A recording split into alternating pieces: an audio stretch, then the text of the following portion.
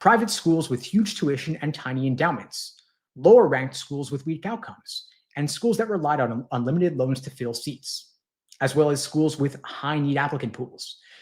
These schools have been playing a dangerous game. They admit anybody who says yes, and then they let the government pay the bill.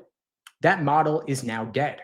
Once Grad Plus disappears next year, the costs become real, yield for schools becomes unpredictable, aid budgets explode, enrollment drops, reputation drops, bar passage drops, and job placement drops. As a result of that, many schools are going to shrink, some will merge, some will quietly close their doors. That's just basic math.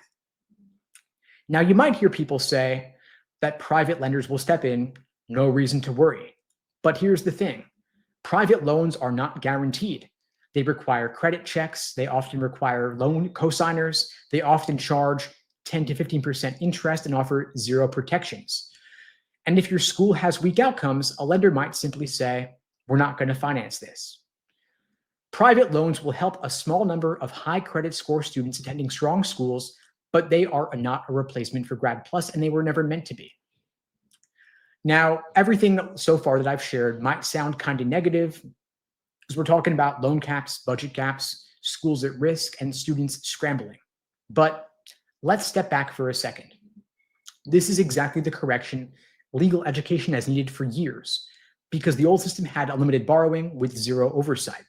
Schools were raising prices just because they could. So going forward, we're going to see fewer high debt borrowers. We're going to see reduced enrollment at lower tier schools. We're going to see more transparent pricing. We're going to see a focus on ROI more than rankings, and we will see real challenges to diversity. And schools that voice a desire for diversity will have to put real institutional money behind it. In other words, they'll have to walk the walk, not just talk the talk.